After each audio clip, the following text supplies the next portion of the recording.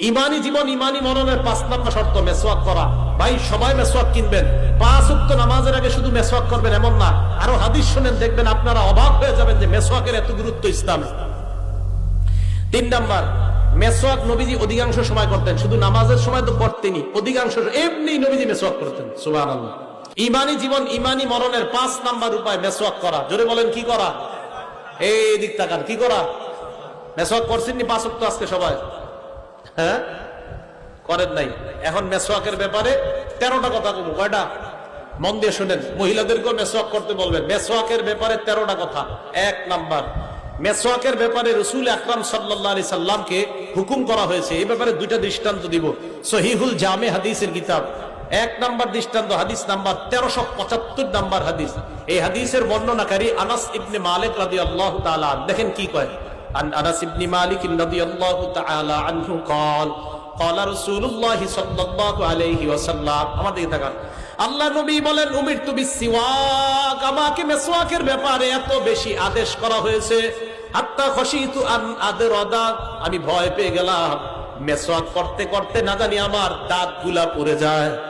আমারে এত বেশি আদেশ করছে জিবরিল আমিন আয়েশা আল্লাহর পক্ষ থেকে, আমি ভয় পেয়ে গেলাম যে মেসওয়াক এইভাবে ঘষতে ঘষতে না জানি আমার দাঁত পড়ে যায়, এত বেশি আমাকে আদেশ করছে মেসওয়াক করতে। আপনারা আজকে করেন নাই। এবার 2 নম্বর দৃষ্টান্ত শোনেন। ভাই আমি এগুলা বলতেছি কেন? কালকে যেন সবার কাছে মেসওয়াক থাকে, এই জন্য বলতেছি। 2 নম্বর দৃষ্টান্ত সহিহুল জামে 1376 নম্বর হাদিস। এই হাদিসের মধ্যে রাসূল আকরাম সাল্লাল্লাহু আলাইহি সাল্লাম কি বলে দেখেন। এবার এই হাদিসে বলে, ক্বালা রাসূলুল্লাহ সাল্লাল্লাহু আলাইহি ওয়াসাল্লাম, আল্লাহ নবী বলেন, উমিরতু বিসওয়াক, মেসওয়াকের ব্যাপারে এত বেশি আদেশ আমাকে করা হয়েছে, হাত্তা খশিতু আইয়ুক্তাবা আলাইয়া, আমি ভয় পেয়ে গেলাম না জানি মেসওয়াক আমার উপর ফরজ করে দেওয়া হয়। নামাজ কি? নামাজ কি? নবীজি বলেন আল্লাহ মেসওয়াক করতে আমারে এত বেশি বলছে, আমি ভয় পেয়ে গেছি না জানি আল্লাহ আমার এই মেসওয়াক করা ফরজ করে দেয়। তাহলে এটা গুরুত্ব। এগুলো 1 নাম্বার কথা, মেসওয়াকের ব্যাপারে নবীকে হুকুম করা হয়েছে। 2, মেসওয়াক কত বড় গুরুত্বপূর্ণ সুন্নত। আমরা বুখারী শরীফের একটা বর্ণনা শুনি, 887 নাম্বার হাদিস। عن أبي هريرة رضي الله تعالى عنه قال قال رسول الله صلى الله عليه وسلم, আবু হুরায়রা রাদিয়াল্লাহু তাআলা আনহুর বর্ণনা, আল্লাহর নবী বলেন, লাউলা আন আশুক্কা আলা উম্মতি আও আলা নাসি লামারতুহুম বিসওয়াকি মা কুল্লি সালাত, আমি যদি আমার উম্মতের জন্য কষ্টকর মনে না করতাম, আমার উম্মতকে আমি 5 ওয়াক্ত নামাজের সময় মেসওয়াক করা অবধারিত করে দিতাম। নবীজির মনের ইচ্ছা, আরে আমার উম্মত 5 ওয়াক্ত নামাজের আগে মেসওয়াক করুক, এটা আমার ইচ্ছা। নবীজিকে আমার উম্মতের যদি কষ্ট না হইতো, আমি 5 ওয়াক্ত নামাজের আগে তাদেরকে মেসওয়াক করা অবধারিত করে দিতাম। এখন নবী কি বুঝাইতে চায়? নবী বুঝাইতে চায়, দেখো উম্মত, আমার মনের তামান্না তোমরা সবাই মেসওয়াক করো, এজন্য আমি আল্লাহ রাসূলের বাণী আপনাদেরকে শোনায় গেলাম। আবু মুসা রাদিয়াল্লাহু তাআলা আনহুর বর্ণনা, নাসাই শরীফের 3 নাম্বার হাদিস। একদম নাসাই শরীফ কিতাবটা খুললেই হাদিসটা পাওয়া যায়। ক্বালা রাসূলুল্লাহ, এই নাসাই শরীফের 3 নাম্বার হাদিসে আবু মুসা বলেন, দাখালতু আলা রাসূলিল্লাহি সাল্লাল্লাহু আলাইহি ওয়াসাল্লাম ওয়া হুয়া ইয়াস্তান্নু, আমি নবীজির কাছে গেলাম, এমন অবস্থায় নবী মেসওয়াক করতেছিলেন। এবার একটা মজার কথা শুনেন, অতরফুস সিওয়াক আলা লিসানি, আমি দেখলাম মেসওয়াকের একটা কিনারা নবীর জিহ্বায় এভাবে। সুবহানাল্লাহ। এবার কয় ওয়া হুয়া ইয়াকুলু আ আ, আল্লাহর নবী আ আ করতেছিলেন আর মেসওয়াক করতেছিলেন। দেখেন আমি সুন্দরভাবে বলতে পারতেছি না, নিশ্চিত আমার আ আটা সুন্দর হইতেছে না, আমার নবী যেভাবে করছে নিশ্চিত ওটা অনেক সুন্দর ছিল, আর আমি যেটা করতেছি এটা আসলে সুন্দর হইতেছে না। তো সাহাবা বলেন যে নাসাই শরীফে পুরো স্পষ্ট লেখা যে রাসূল মেসওয়াক করতেছিলেন, ওয়া হুয়া ইয়াকুলু আ আ, আল্লাহ রাসূল আ আ করতেছিলেন। তো আমি যদি স্বপ্নে কখনো দেখি আপনাদেরকে বলতে পারবো যে নবীর আ আ কেমন ছিল, নিশ্চিত অনেক সুন্দর ছিল, বাকি আমি দেখাইতে পারতেছি না। তো দেখবেন আমরা মেসওয়াকের সময় একটা আওয়াজ হয় আমাদের, ঠিক না? এরকম আ আ করলে একটা আওয়াজ হয়। তো আবু মুসা বলেন, আমি রাসূলকে দেখলাম এরকম আওয়াজ করতেছে। ভাই মেসওয়াক করবেন তো ইনশাআল্লাহ? এটা 3 নাম্বার। মা বোনদেরকে বলবেন, ঘরে বলবেন, অনেক বরকতের কারণ। 4 নাম্বারটা মন দিয়ে শোনেন। আমরা অনেক সময় বলি, যেমন আমি বললাম আপনারা আমি যথেষ্ট কইছি, এরকম কথা বলি না? আম্মা ছেলেরে বলে, তোরে যে আর কত গমু, যথেষ্ট কওয়া হয়ে গেছে। বুখারী শরীফের 888 কত হয়? 888 নাম্বার হাদিস। 888 এই হাদিসের মধ্যে আসছে রাসূল আকরাম সাল্লাল্লাহু আলাইহি সাল্লাম বলেন, আকসারতু আলাইকুম বিসওয়াক, এ আমার উম্মত, আমি মেসওয়াকের ব্যাপারে যথেষ্ট বলেছি। আমি তোমাদেরকে মেসওয়াকের ব্যাপারে যথেষ্ট বলেছি, আর কত বলবো তোমাদেরকে, তোমরা মেসওয়াক করো। এই 4 নাম্বার কথা গেল। 5 নাম্বার, মেসওয়াক করা প্রত্যেকটা মুসলমানের কর্তব্য। এটা আবার কি কইলাম? মেসওয়াক করা প্রত্যেকটা মুসলমানের কর্তব্য। প্রত্যেকটা মুসলমানের 3টা কর্তব্য আছে মৌলিক। বলেন তো কয়টা? 3টা। একটা কিতাব আছে হাদিসের নাম সহিহুল জামে, 3153 3153 নাম্বার হাদিস। এই হাদিসের মধ্যে আসছে হাক্কু কুল্লি মুসলিমিন আস-সিওয়াক, প্রত্যেকটা মুসলমানের 1 নাম্বার কর্তব্য হলো মেসওয়াক করা। 2 নাম্বার কর্তব্য গুসলু ইয়াউমিল জুমআ, জুমার দিন গোসল করা। 3 নাম্বার কর্তব্য আইয়ামাসা তিবা আহলিহি, সুগন্ধি ব্যবহার করা। আল্লাহ নবী বলেন প্রত্যেকটা মুসলমানের 3টা কর্তব্য। 1 নাম্বার মেসওয়াক করা, 2 নাম্বার জুমার দিন গোসল করা, 3 নাম্বার শরীরের মধ্যে সুগন্ধি ব্যবহার করা। তাহলে করবো তো ইনশাআল্লাহ। 6 নাম্বার, আমি আপনি বলি না আর এটা ওর স্বভাব, তো হুজুর মুখে একটু তুতলামি আছে, আর এটা এর জন্মগত স্বভাব, বলি কিনা? হাদিসের মধ্যে আল্লাহ নবী বলেন তোমাদের 10টা বিষয় স্বভাবগত বিষয়। বলেন আমাদের স্বভাবগত বিষয় কয়টা? কিন্তু আপনারা তো স্বভাবে দেখান নাই। আজ কি তুমি এসব করেন নাকি? কই হইল আপনাদের স্বভাব? এটা নবীজি বলেন 10টা বিষয় স্বভাবগত। আম্মা জানা আয়েশা সিদ্দিকা রাদিয়াল্লাহু তাআলা আনহার বর্ণনা, ক্বালা রাসূলুল্লাহ সাল্লাল্লাহু আলাইহি ওয়াসাল্লাম, আল্লাহ নবী বলেন আশারুম মিনাল ফিতরা, 10টা বিষয় স্বভাবগত। নাসাই শরীফের 5040 নম্বর হাদিসের বর্ণনা, 5040 5040। দৈনিক যে আমলগুলা করেন এই আমলগুলা নিয়মিত করা, একদিনও ছাড়বেন না। আমল যদিও কম হয়, আপনি 33 বার সুবহানাল্লাহ বলেন নামাজের পর, এটা একদিনও ছাড়বেন না। সহিহ বুখারী হাদিস নাম্বার 5861 নাম্বার হাদিস, ক্বালা রাসূলুল্লাহ সাল্লাল্লাহু আলাইহি ওয়াসাল্লাম, আল্লাহ নবী বলেন ইন্না আহাব্বাল আমালি ইলাল্লাহ মা দামা ওয়া ইন কাল্লা, নবীজি বলেন সবচাইতে আল্লাহর কাছে প্রিয় আমল হলো ওই আমল যে আমলটা ধারাবাহিকভাবে করা হয়, যদিও আমলের সংখ্যা কম হয়।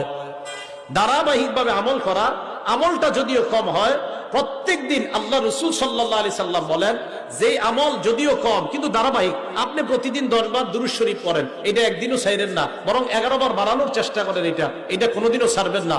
33 বার সুবহানাল্লাহ আমল আপনি প্রত্যেকদিন নামাজের পরে করেন, এটা ছাড়বেন না। আয়াতুল কুরসির আমল প্রত্যেক ফরজউক্ত নামাজের পরে আপনারা করেন, এটা একদিনও ছাড়বেন না। তো এই যে নিয়মিত আমলগুলা, রাসূল সাল্লাল্লাহু আলাইহি সাল্লাম বলেন আল্লাহর কাছে সবচেয়ে প্রিয় আমল হলো ওই আমল যেই আমলটা দৈনিক করা হয়, যদিও আমলের সংখ্যা কম হয়।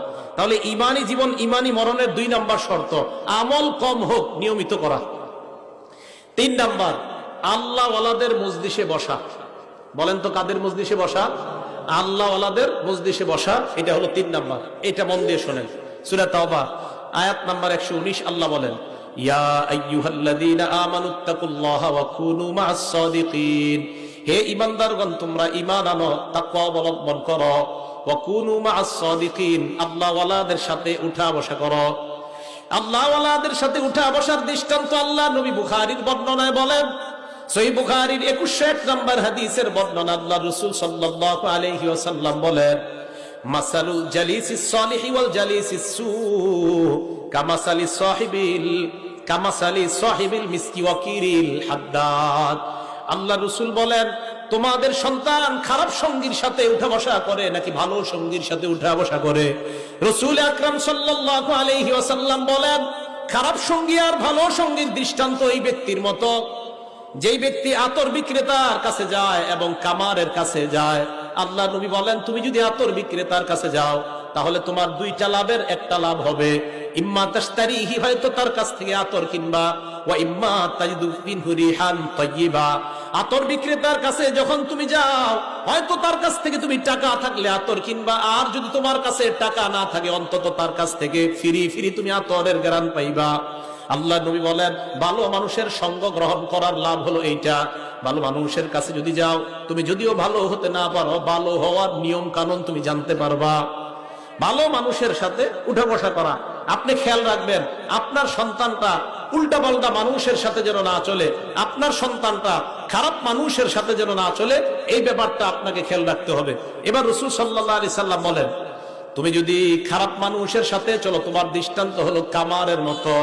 কামারের কাছে যখন যাও ওই ব্যক্তির কাছে যাওয়ার পর ইম্মা ইউহরিকু সাওবাকা, হয়তো তোমার কাপড়টা পুরায়া দিবে, আও বাদানাক, তোমার শরীর পুরায়া দিবে, অন্তত তাজিদু মিনহু রিহান খাবিসা, ওই কামারের দোকানে গেলে তুমি দুর্গন্ধ তোমার নাকে পাইবা। আতর বিক্রেতার কাছে গেলে ফিরি দুর্গন্ধ নয় সুগন্ধি পাইবা। কামারের কাছে গেলে ফিরি ফিরি দুর্গন্ধ তোমার নাকে আসবে। আল্লাহ নবী বলেন, ভালো মানুষের সাথে যখন তুমি উঠা বসা করবা, তাহলে তোমার মধ্যে অন্তত ভালো হওয়ার কিছু গুণ তোমার মধ্যে আল্লাহ পয়দা করে দিবেন। এই জন্য রাসূল আকরাম সাল্লাল্লাহু আলাইহি সাল্লাম বললেন, ভালো মানুষের দৃষ্টান্ত আর খারাপ মানুষের দৃষ্টান্ত হলো আতর বিক্রেতার মতো আর হলো কামারের মতো। আতর বিক্রেতার কাছে যখন আপনি যাবেন, তখন হয়তো তার কাছ থেকে আতর কিনবেন অথবা ফিরি ফিরি আতরের ঘ্রাণ পাবেন। আর কামারের কাছে যখন আপনি যাবেন, হয়তো আপনার শরীর পুরাবে, না হয় আপনার জামা পুড়িয়ে দিবে, অন্তত নবীজি বলেন ফিরি ফিরি কিছু দুর্গন্ধ তুমি পাইবা। এটা হলো ভালো আর খারাপের সাথে উঠা বসার দৃষ্টান্ত। তাহলে আমরা আমাদের 3 নাম্বার উপায়, ইমানি জীবন ইমানি মরণের 3 নাম্বার উপায়, সেটা হলো ভালো মানুষের সঙ্গে উঠা বসা করা। আল্লাহ ওয়ালার যে এলাকায় আসে ওই এলাকায় বেশি বেশি যাওয়া, আল্লাহ ওয়ালাদের সোহবত গ্রহণ করা। আল্লাহ তৌফিক দান করেন। এবার আরেকটা দৃষ্টান্ত শোনেন। আবু দাউদ শরীফ হাদিস নাম্বার 4833 নাম্বার হাদিস। এই হাদিসটা মন দিয়ে শোনেন। আপনার ছেলে কার সাথে ডেলি উঠা বসা করে একটু দেখেন। ক্বালা রাসূলুল্লাহ সাল্লাল্লাহু আলাইহি ওয়াসাল্লাম, আল্লাহ নবী বলেন, আন্নাসু আলা দীনি খলিলিহি, মানুষ তার বন্ধুর রীতিনীতির অনুসারী হয়। মানুষ বন্ধুর রীতিনীতির অনুসারী হয়। দেখবেন অনেক ছেলেরা চুলগুলা এমন স্টাইলে রাখে যে স্টাইল অমুক নায়ক করে। আমাদের মা বোনরা এমন স্টাইলে তার চুলগুলা সে পার্লারে গিয়ে সাজে যেমন ওই নায়িকা এটা করে। তো আল্লাহ রাসূল বলেন, মানুষ তার বন্ধুর রীতিনীতির অনুসারী হয়। মানুষ যাকে মহব্বত করে, সে যা করে মানুষ এটা করতে চায়। আল্লাহ নবী বলেন, ফালয়ানজুর আহাদুকুম মাইয়ুখালিল, তোমাদের প্রত্যেকের চিন্তা করা উচিত তুমি কাকে বন্ধু বানাইলা। আপনি যাকে বন্ধু বানান, ওই বন্ধুর কারণে আপনার মধ্যে যেন সুন্নত বহির্ভূত কর্মকাণ্ড না হয়। আপনি যাকে বন্ধু বানান, তার কারণে আপনার চরিত্রটা যেন নষ্ট না হয়। আল্লাহ নবী কয়, বন্ধু নির্বাচন করার আগে চিন্তা ভাবনা করে বন্ধু নির্বাচন করবা। তাহলে এই কথাটা মনে থাকবে তো। আপনার সন্তান কাদের সাথে উঠা বসা করে দৈনিক আপনি খেয়াল রাখবেন। আল্লাহ রাসূল সাল্লাল্লাহু আলাইহি সাল্লাম বলে দিলেন, আতর বিক্রেতা আর কামারের দৃষ্টান্ত। ভালোদের সাথে উঠা বসা করলে কিছু না কিছু আপনার ছেলের পরিবর্তন হবে। খারাপদের সাথে উঠা বসা করলে আপনার ছেলের মধ্যে খারাপ চরিত্র একদিন না একদিন ঢুকে যাবে। তাই আল্লাহ তাআলা বললেন, ইমানি জীবন ইমানি মরণের 3 নাম্বার শর্ত, আল্লাহ ওয়ালাদের সোহবতে বেশি বেশি যাওয়া। উজানি মাহফিল আছে, আরো আল্লাহ ওয়ালারা যে যে এলাকায় আসে, এই এলাকায় তাদের সান্নিধ্যে যাওয়া। ওদের সান্নিধ্যে যখন আপনারা যাবেন, তখন ওই আল্লাহ ওয়ালা আপনি যদিও না হইতে পারেন, কিছু না কিছু আপনার মধ্যে আল্লাহ এনে দিলেন। এগুলো 3 নাম্বার। 4 নাম্বার, ঈমান নতুন করা। বলেন তো কি করা? ঈমান আবার নবায়ন করে কিভাবে? ঈমান নবায়ন করে কিভাবে? ইমাম হাইসামি রহমতুল্লাহ আলাইহির একটা কিতাব আছে, নাম মাজমাউজ জাওয়ায়েদ। এই কিতাবের 2 নাম্বার খণ্ড 214 নাম্বার পৃষ্ঠা। আন আবি হুরায়রা রাদিয়াল্লাহু তাআলা আনহু قال, আবু হুরায়রা রাদিয়াল্লাহু তাআলা আনহুর বর্ণনা, আল্লাহ রাসূল সাল্লাল্লাহু আলাইহি ওয়াসাল্লাম বলেন, জাদ্দিদু ঈমানাকুম, তোমরা তোমাদের ঈমান নতুন করো। সাহাবারা বললেন, কাইফা নুজাদ্দিদু ঈমানানা ইয়া রাসূলুল্লাহ, হুজুর আমরা আমাদের ঈমান নতুন করব কিভাবে? নবীজি বললেন, আকসিরু কাওলা লা ইলাহা ইল্লাল্লাহ, তোমরা বেশি বেশি লা ইলাহা ইল্লাল্লাহর আলোচনা করবা, আল্লাহ তোমাদের ঈমান তাজা বানায় দিবেন। এখন লা ইলাহা ইল্লাল্লাহর আলোচনা কোথায় হয়?